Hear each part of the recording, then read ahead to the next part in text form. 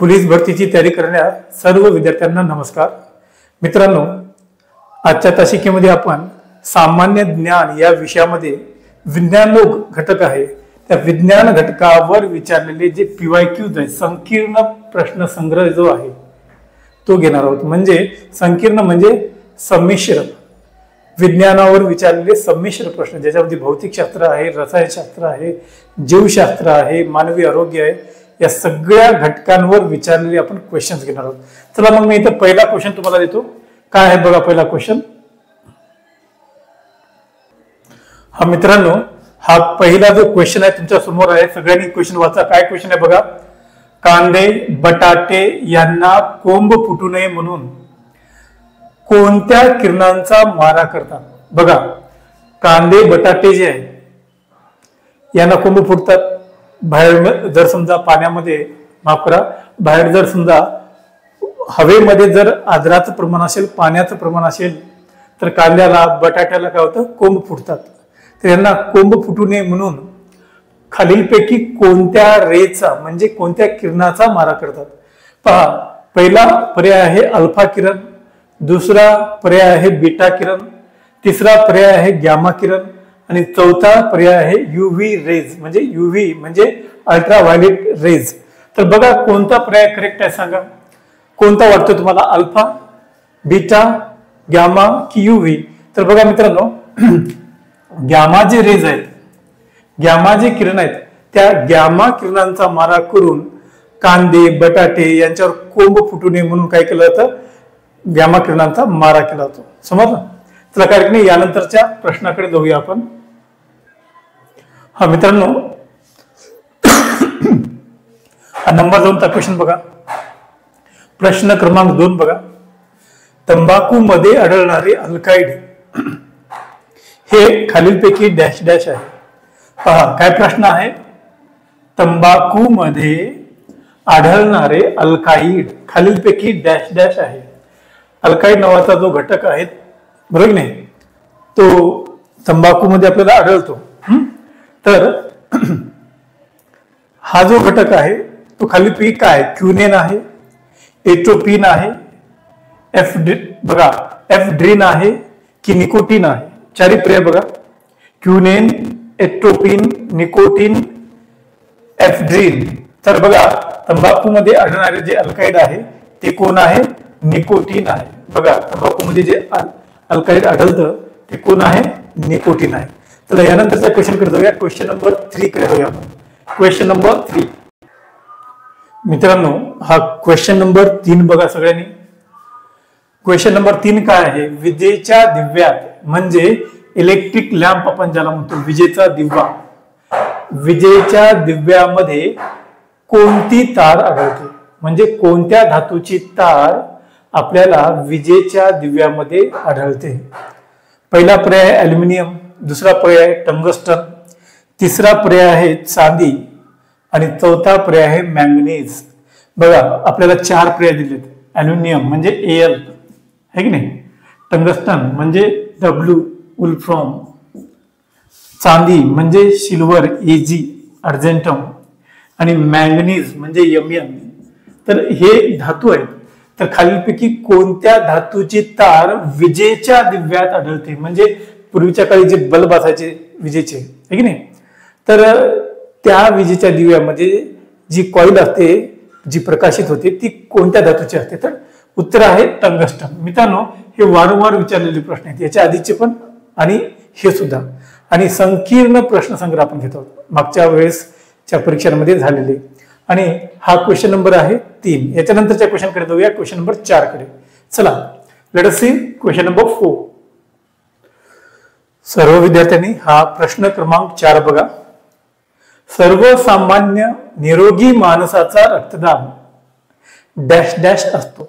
बघा काय म्हटलंय, सर्वसामान्य निरोगी माणसाचा जो रक्तदाब आहे तो खालीलपैकी डॅश डॅश आहे. 130, 90, 100, 80, 120, 80, 110, 170. सॉरी 110, 70. तर बघा याच्यापैकी कोणता पर्याय करेक्ट आहे? सर्वसामान्य निरोगी माणसाचा रक्तदाब खालीपैकी किती असतो?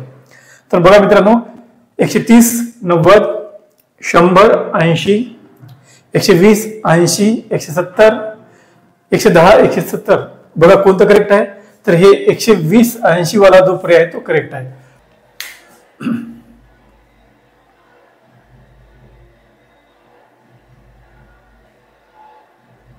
मित्रांनो, हा प्रश्न बघा, लिंबाच्या रसात कोणते आम्ल असते?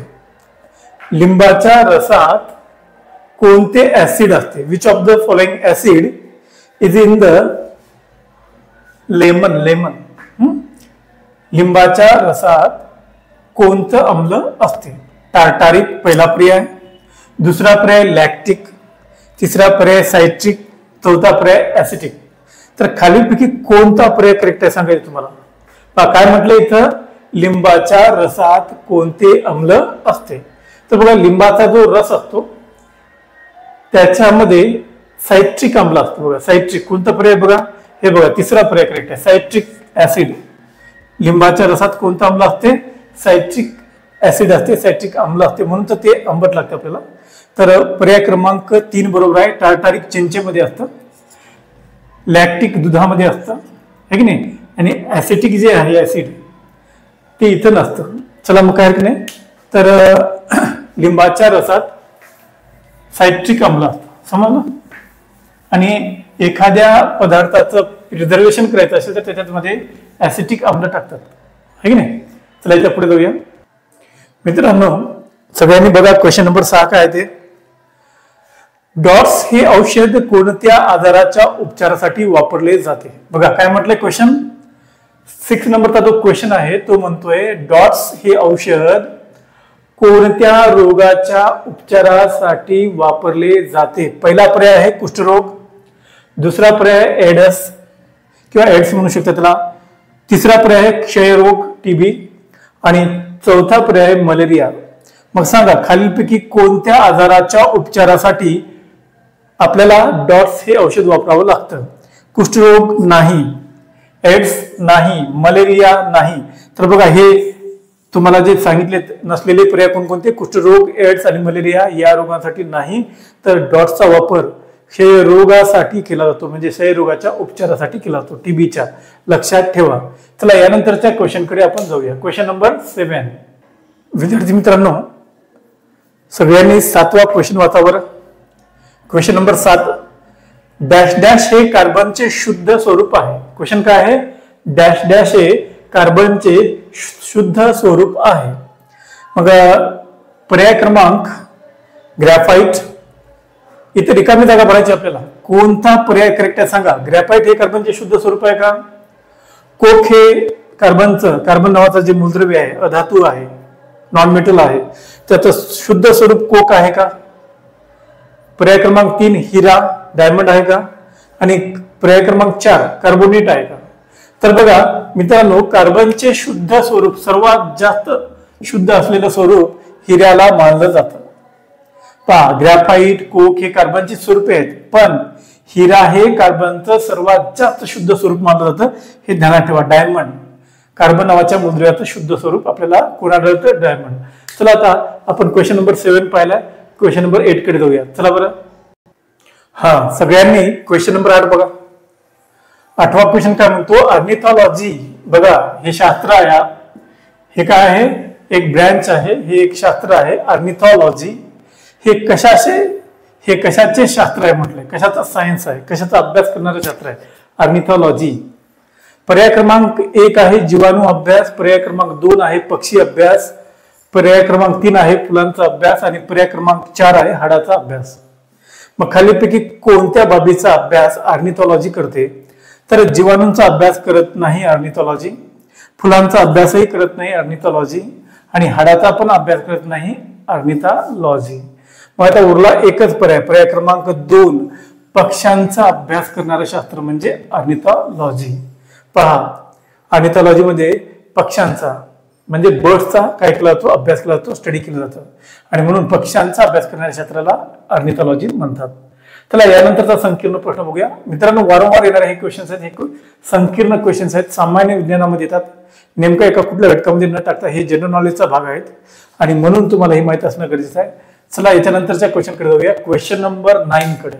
अरे क्वेश्चन नंबर 9 सगळ्यांनी पहा. कर्करोगाच्या उपचारासाठी खालीलपैकी डॅश वापरतात. बघा रिकामी जागा भरायची तुम्हाला इथं. काय म्हटलं रिकाम्या जागेमध्ये? कर्करोगाच्या उपचारासाठी डॅश डॅश वापरतात. आता कर्करोग जो आहे ज्याला आपण कॅन्सर असं म्हणतो, त्याच्या उपचारासाठी खालीलपैकी कशाचा वापर करतात? कोणत्या किरणोत्सारी पदार्थाचा वापर करतात? युरेनियम, कोबाल्ट, आयोडीन यापैकी नाही. बघा खालीलपैकी कोणत्या धातूचा? आयोडीन धातू नाही पण युरेनियम आणि कोबाल्ट धातू आहेत. आयोडीन अधातू आहे पण हे किरणोत्सारी पदार्थ पण आहेत.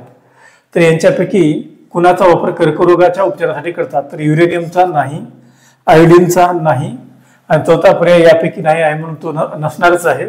आता उरला कोणता पर्याय मित्रांनो? कोबाल्ट.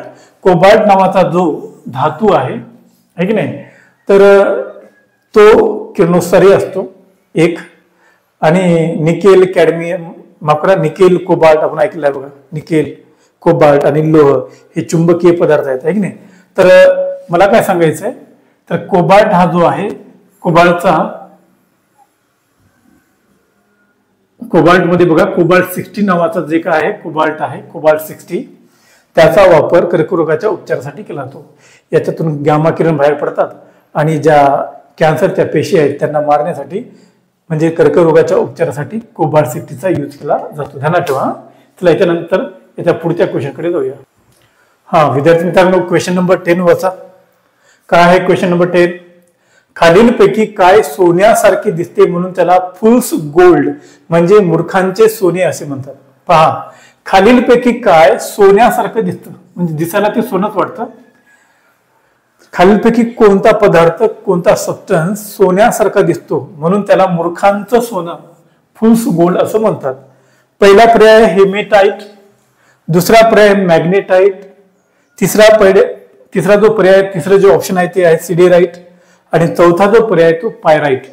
मग खालीपैकी कोणता पर्याय फुल्स गोल्ड म्हणजे मूर्खांचं सोनं म्हणून ओळखला जातो? तर उत्तर आहे पायराइट. काय उत्तर आहे? पायराइट. चला याच्या पुढच्या क्वेश्चन कडे जाऊया. सर्वांनी क्वेश्चन नंबर 11 बघा. प्रश्न क्रमांक 11 वाचा, काळजीपूर्वक वाचा. कोणता धातू लोखंडाचे गंजणे रोखतो? म्हणजे कोणत्या धातूमुळं आपण लोखंडाचं जे गंजणं आहे, लोखंड गंजते की नाही, त्याचं जे गंजणं आहेत रोखू शकतो? म्हणजे कोणता खालीपैकी धातू लोखंडामध्ये मिसळला समजा किंवा त्याचा लेप जर लोखंडाला आपण दिला तर त्याचं गंजणं का होतं? थांबतं. तर तांबे आहे का? तर नाही. चांदी नाही, सोनं नाही आणि चौथा पर्याय आहे जस्त. जस्त म्हणजे झिंक. बघा मित्रांनो, तुम्हाला 4 पर्याय दिलेत, त्या 4 पैकी कोणता पर्याय अचूक आहे? तर तांबे मिसळत नाहीत त्या लोखंडामध्ये, चांदी पण मिसळत नाहीत, सोनं महाग असतं ते मिसळण्याचा प्रश्न येत नाही. जस्त जो धातू आहे ज्याला आपण झिंक म्हणतो, जस्त, त्या जस्ताचं आणि लोखंडाचं काय करतात? मिश्रण तयार करतात, अलॉय तयार करतात आणि तो जो असतो दिसायला पांढरा रंगाचा असतो आणि लोखंडाचं गंजणं रोखले जाते. समजलं?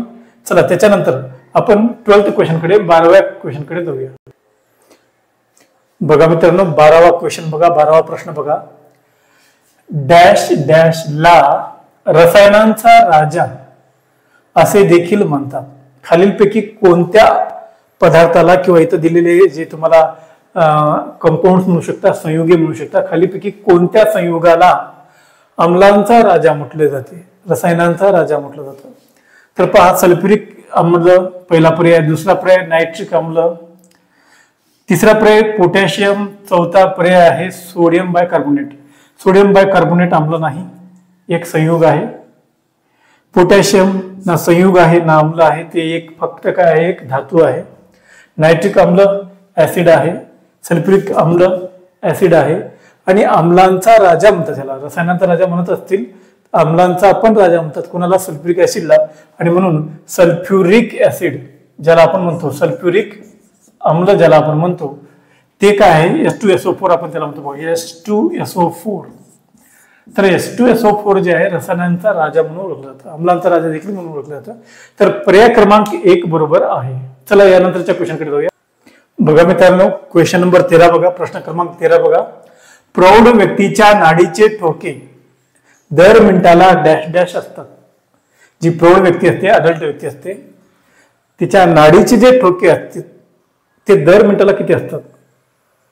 18 नाही, 36 नाही, 172 नाही. बघा 18 नसतात, 36 नसतात, 172 नसतात. उरला कोणता पर्याय मित्रांनो? तिसरा पर्याय 72.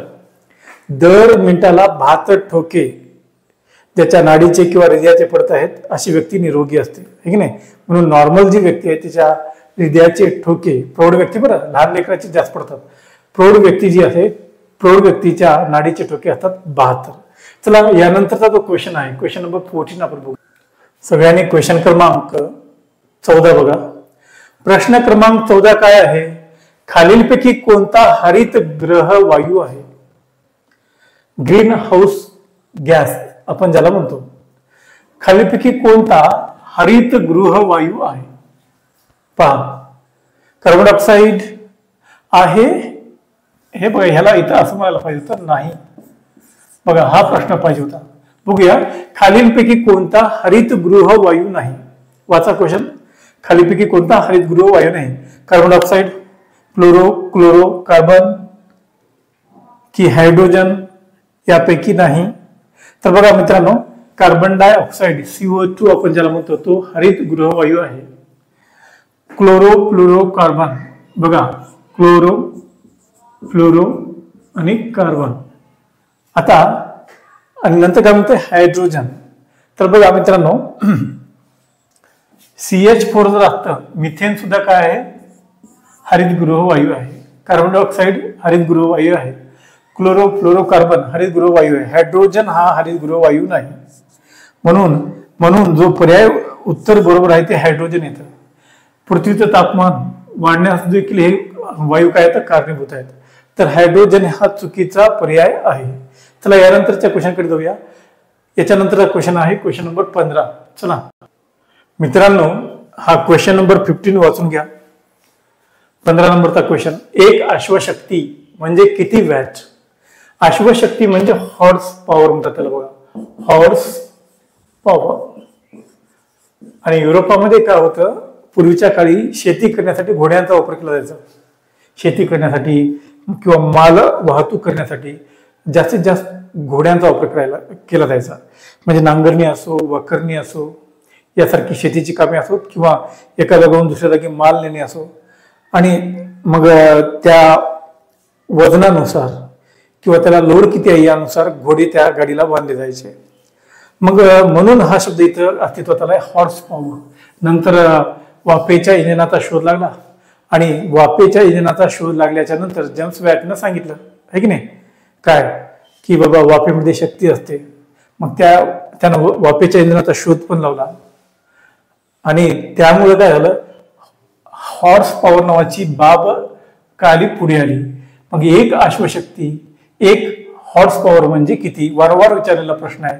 तर बघा 4 पैकी कोणता पर्याय करेक्ट आहे? पहिला पर्याय बघा 840, दुसरा पर्याय 746, तिसरा पर्याय 352, चौथा पर्याय 100. तर बघा, एक हॉर्स पॉवर म्हणजे 840 वॅट नाही, 352 वॅट नाही, 100 वॅट नाही, तर 746 वॅट. आणि वॅट या एककाचा शोध कोण लावलाय? जेम्स वॅटनंच लावलाय. 746 वॅट. बघा, एक अश्वशक्ती म्हणजे. चला यानंतरच्या क्वेश्चनकडे, यानंतरच्या प्रश्नाकडे जाऊया. प्रश्न क्रमांक आता आपण 16 बघूया. Let us see question number. प्रश्न क्रमांक 17 सगळ्यांनी वाचा. LPG गॅसचे 2 प्रमुख घटक कोणते? आपल्या घरी स्वयंपाकाचा वायू, स्वयंपाकाचा गॅस ज्याला आपण म्हणतो तो असतो LPG म्हणजेच लिक्विफाईड पेट्रोलियम गॅस. तर हा जो LPG आहे, लिक्विफाईड पेट्रोलियम गॅस आहे, याचे 2 घटक आहेत, म्हणजे 2 घटकांपासून तो बनतो. तर ते 2 घटक कोणते? हा प्रश्न वारंवार विचारलाय. पहा, इथेन आणि आयसोब्युटेन. 4 पर्याय तुमच्या समोर बघा ना तुम्ही. मिथेन, ब्युटेन नाही, मिथेन, इथेन नाही, इथेन व ब्युटेन सुद्धा नाही. बघा, पहिला पर्याय मिथेन, इथेन मिथेन व ब्युटेन म्हटलं ना, चुकीचा पर्याय. दुसरा पर्याय मिथेन इथेन, चुकीचा पर्याय. चौथा पर्याय इथेन ब्युटेन, चुकीचा पर्याय. उरला कोणता? इथेन व आयसोब्युटेन. तर हा पर्याय अचूक पर्याय बघा. आपल्या घरच्या स्वयंपाकाच्या वायूमध्ये, एलपीजी मध्ये इथेन व आयसोब्युटेन या वायूंचं मिश्रण असतं. चला याच्या पुढच्या प्रकाराकडे जाऊया, पुढच्या क्वेश्चनकडे जाऊया. मित्रांनो, क्वेश्चन नंबर 18 बघा. क्वेश्चन नंबर 18 काय आहे? सूर्यमालेतील सर्वात मोठा ग्रह कोणता? Which of the planet is the biggest planet in our solar system? आपल्या सूर्यमालेतील सर्वात मोठा ग्रह कोणता? तर पहा, 4 पर्याय आहेत. पहिला पर्याय मंगळ, दुसरा पर्याय बुध, तिसरा पर्याय शुक्र, चौथा पर्याय शनी. तर यापैकी कोणता पर्याय करेक्ट आहे सांगा? मंगळ चुकीचा पर्याय, बुध चुकीचा पर्याय. बुध लहान आहे, सूर्याच्या अगदी जवळ आहे. मंगळ पृथ्वीपेक्षा लहान आहे. शुक्र देखील नाही. मग पर्याय आता उरला एकच बघा. शुक्र नाही, बुध नाही, मंगळ नाही. यापैकी कोणताही ग्रह जो आहे या तिघापैकी, पहिल्या 3 पर्यायापैकी हा सर्वात मोठा ग्रह नाही. तर आता एक मिनिट मित्रांनो, इथं गुरु दिला का पर्याय बघा? गुरु पर्याय दिला काय? नाही का? तर बघा, शनी पर्याय जो म्हटलं शेवटी, तर यांच्यापैकी शनी आहे बघा. या 4 पर्यायापैकी शनी मोठा आहे. पण इथे काय म्हटलं बघा, सूर्यमालेतील सर्वात मोठा ग्रह, म्हणजे पर्याय आपल्याला दिलाच नाही तो. आणि सर्वात मोठा ग्रह शनी नाही, तर कोणता आहे? गुरु आहे. कोणता आहे? गुरु. तर लक्षात ठेवा, याला प्रतिसूर्य देखील म्हणतात. दुसऱ्या सौरमालांमध्ये 2-2 सूर्य असतात. 2 सूर्यांच्या त्या सौरमाला असतात. आपलीच एक सौरमाला अशी आहे ज्याच्यामध्ये एकच सूर्य आहे. आणि काही लोक पूर्वी गुरुला प्रतिसूर्य म्हणत होते. चला, कारण की नाही, तर गुरु हा सगळ्यात मोठा काय ग्रह आहे. चला क्वेश्चन नंबर 19 कडे जाऊया. प्रश्न क्रमांक 19 कडे जाऊया. मित्रांनो बघा, ओझोन वायूच्या स्तरामुळे, म्हणजे O3 आपण म्हणतो, O3 म्हणजेच ओझोन, ओझोन वायूच्या स्तरामुळे कोणते घातक किरण पृथ्वीवर येऊ शकत नाहीत? खालीलपैकी कोणते किरण पृथ्वीवर येऊ शकत नाहीत? ओझोन वायूचा जो थर आहे आपल्या पृथ्वीच्या सभोवती, तर त्याच्यामुळे कोणते आपल्याला मनुष्याला घातक असलेले किरण येऊ शकत नाही? इन्फ्रारेड नाही, अल्ट्राव्हायलेट बघूया आपण, क्ष किरण नाही, यापैकी नाही. तर अल्ट्राव्हायलेट जे किरण आहेत, अल्ट्राव्हायलेट किरण म्हणजे अतिनील किरण म्हणतो आपण त्याला, अतिनील किरण, ते आपल्यापर्यंत येऊ शकत नाहीत, आपल्या स्किन पर्यंत येऊ शकत नाही. ते आले तर आपल्याला स्किन वगैरे कॅन्सर होतो आणि बरेच आजार जडू शकतात. तर अल्ट्राव्हायलेट किरणांपासून आपलं रक्षण करण्यासाठी कोणता थर असतो पृथ्वीच्या सभोवती? ओझोनचा, O3चा. आणि हा काय करतो? त्यांना रोखून धरतो, अल्ट्राव्हायलेट किरणांना. चला याच्या नंतरच्या क्वेश्चन कडे जाऊया. क्वेश्चन नंबर 20 कडे जाऊया. चला क्वेश्चन नंबर 20 बघा. प्रश्न क्रमांक 20 सगळ्यांनी वाचा आणि बघा अचूक पर्याय कोणता आहे, या प्रश्नाचं अचूक उत्तर कोणतं आहे बघा. प्रश्न वाचूया आपण. इन्सुलिन या संप्रेरका अभावी डॅश डॅश आजार होतो. बघा, इन्सुलिन हे संप्रेरक आहे आणि हे जर संप्रेरक कमी झालं आपल्या शरीरामध्ये, हे जर हार्मोन, संप्रेरक म्हणजे काय? हार्मोन कमी झालं. एक मिनिट, संप्रेरक म्हणजे काय? तर माझ्यामध्ये एन्झाईम्स. तर हे जे आपल्या शरीरामध्ये कमी झालं तर खालीपैकी कोणता आजार आपल्याला जडतो? मधुमेह, दुसरा पर्याय कावीळ, तिसरा पर्याय गलगंड आणि शेवटचा पर्याय चौथा यापैकी नाही. तर बघा, इन्सुलिनच्या कमतरतेमुळे शरीरामध्ये आपल्याला मधुमेह होतो, डायबिटीज आपण त्याला म्हणतो की नाही. तर शर्करा, आपल्या शरीरामध्ये जी शर्करा निर्माण होते तिच्यावर नियंत्रण ठेवण्याचं काम इन्सुलिन करतं. आणि ते जर नसेल तर, हे की नाही, तर ते जर नसेल तर पहा, मधुमेह नावाचा आजार जडतो. चला काय नाही, याच्या नंतरच्या क्वेश्चन कडे जाऊया आपण सगळ्यांनी. चला सगळ्यांनी क्वेश्चन क्रमांक 21 बघा. पूर्ण वाढ झालेल्या मनुष्यामध्ये, म्हणजे प्रौढ व्यक्तीमध्ये बघा, पूर्ण वाढ झालेल्या मनुष्यामध्ये म्हणजे प्रौढ व्यक्तीमध्ये किती हाडे असतात? म्हणजे प्रौढ जो व्यक्ती आहे, पूर्ण वाढ झालेली जी व्यक्ती आहे, त्याच्या शरीरामध्ये किती हाडे असतात? 202 नाही, 204 नाही, 208 नाही. बघा, 202 नसतात, 204 नसतात, 208 नसतात. मग पर्याय अचूक पर्याय कोणता आहे? तर 206. तर बघा, मानवी शरीरामध्ये एकूण 206 हाडे असतात. हे वारंवार विचारले गेलेले संकीर्ण प्रश्न आहेत. आणि त्याचा कुठला एक नेमका आपल्याला टॉपिक ठरवता येत नाही, आणि म्हणून आपण असे क्वेश्चन घेतले आहेत. आणि उद्या पण याच्यावरच आपण काय करूया, तासिका घेऊया. चला क्वेश्चन नंबर 22 करूया. सर्वांनी क्वेश्चन नंबर 22 बघा. विद्युत बल्बमध्ये कोणता वायू भरला जातो? याच्यापूर्वीच्या वेळेस आपण विद्युत बल्ब बद्दल बघितलं होतं. तिथे म्हटलं होतं विद्युत बल्बमध्ये कोणत्या धातूची तार वापरली जाते? उत्तर होतं टंगस्टन. आता त्याच विद्युत बल्बमध्ये ज्याच्यामध्ये टंगस्टनची तार असते, कॉईल असते, एक वायू भरलेला असतो, ती तार जळून जाऊ नये. बरोबर की नाही? एडिसननं विजेच्या बल्बचा शोध लावलाय, हे तुम्ही ऐकलंय. आणि त्यांनी असं म्हणतात की 1000दा प्रयोग केल्यानंतर 1000व्या वेळेस अचूक त्याला काय भेटला, काय पर्याय सापडला की बल्ब कसा तयार करावा, फिलामेंट जळू नये म्हणून. बघा, हवेमध्ये फिलामेंट जळते, ऑक्सिजनच्या संपर्कात आले तर फिलामेंट जळते. मग असा कोणता वायू त्या ऑक्सिजनच्या ऐवजी तिथे भरला बल्बमध्ये तर फिलामेंट जळणार नाही? तर खालीपैकी कोणता पर्याय बघा, nitrogen, carbon dioxide, hydrogen, oxygen. तर ऑक्सिजनमध्ये ज्वलन होतच कशातही, हायड्रोजन स्वतः जळतो, कार्बन डायऑक्साईड काय करतो, कुठं आग लागली तर ते विझवण्यासाठी कामाला येतो.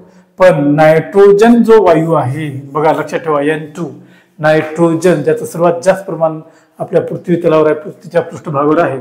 तर नायट्रोजन वायू हा त्या विद्युत बल्बमध्ये भरला जातो, त्याच्यामुळे ती फिलामेंट जी आहे, ती कॉईल जी आहे, जळत नाही, आणि म्हणून उत्तर आहे नायट्रोजन. चला यानंतरचा जो क्वेश्चन आहे, क्वेश्चन नंबर 23. क्वेश्चन नंबर 23 ला बघूया आपण. चला हरे हा, सर्वांनी क्वेश्चन नंबर 23 बघा. ध्वनीचा वेग सर्वात जास्त कशामध्ये असतो?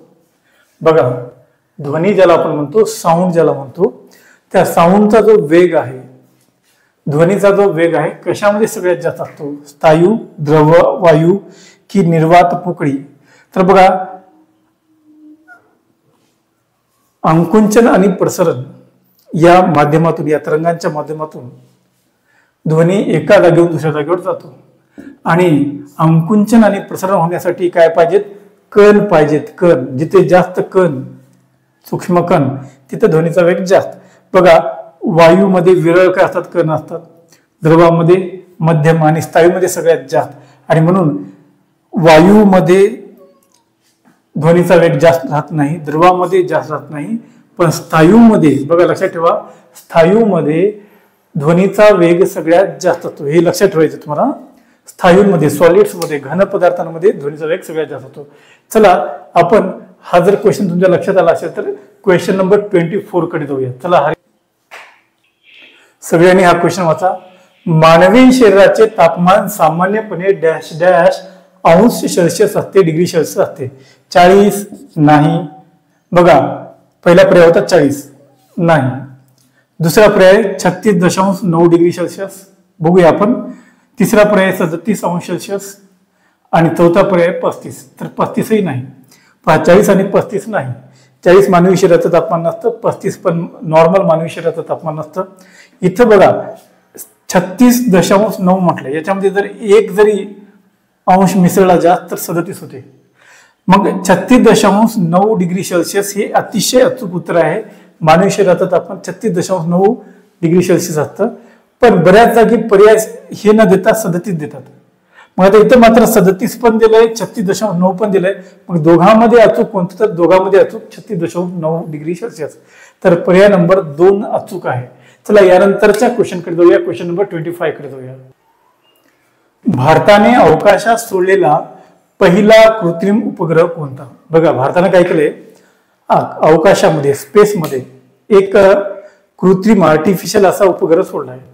तर त्याच्यापैकी बघा, रोहिणी पहिला पर्याय, दुसरा भास्कर आहे, तिसरा इन्सॅट आहे, चौथा आर्यभट्ट आहे. तर कोणता पर्याय करेक्ट आहे? तर आर्यभट्ट. बघा, भारताने अवकाशात सोडलेला पहिला कृत्रिम उपग्रह कोणता आहे? आर्यभट्ट आहे. लक्षात ठेवा मित्रांनो. तर हे पहिले तिन्ही पर्याय चुकीचे आहेत. रोहिणी नाही, भास्कर नाही, इन्सॅट नाही. तर आर्यभट्ट नावाचा उपग्रह भारताने पहिला उपग्रह अवकाशात सोडलाय.